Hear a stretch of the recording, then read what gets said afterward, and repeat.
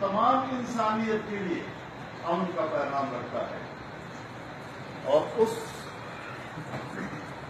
رسول امین صلی اللہ علیہ وسلم کی جو امت اللہ نے ان کو عطا کی، کنتم خیر امت اخرجت للناس،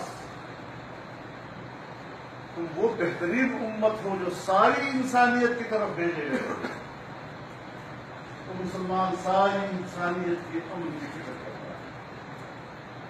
ہمارے صفوں کے اندر اس قسم کے عناصر کا وجود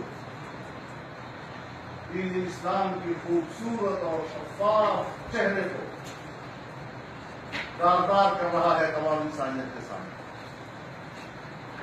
اور یہ آزمائش صرف پاکستانیوں کے نہیں ہے، افغانستان میں جائیں، عراق میں جائیں، شام میں جائیں، لیبیا میں جائیں، یمن میں جائیں، صومالیہ میں جائیں، مالی میں جائیں، چیچنیا میں جائیں، کشمیر میں جائیں،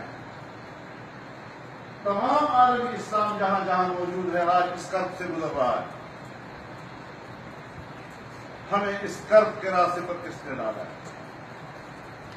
ہم نے من حیث الامہ اور پھر بحثیت پاکستانی من حیث القوم اس بات کو بھی سوچنا ہے اور مشترکہ طور پر سوچنا ہے کہ ہمارا اصل دشمن دنیا میں کون ہے؟ کیوں ہم آپس میں ایک دوسرے کے دشمن بنے ہوئے ہیں؟ کیوں ہم اپنے مشترکہ دشمن کی تلاش میں نہیں ہیں؟ یہ ساری چیزیں ہمارے لیے باعث امتحان ہیں، اور بہرحال ایک آزمائش کے دور سے پوری امت گزر رہی ہے۔ ہم نے بڑے استقامت کے ساتھ، بڑے حوصلے کے ساتھ اور بڑی ہمت کے ساتھ ان حالات کا مقابلہ کرنا ہے۔ وکلا برادری پر حملہ یہ قانون پر، یہ آئین پر حملہ ہے۔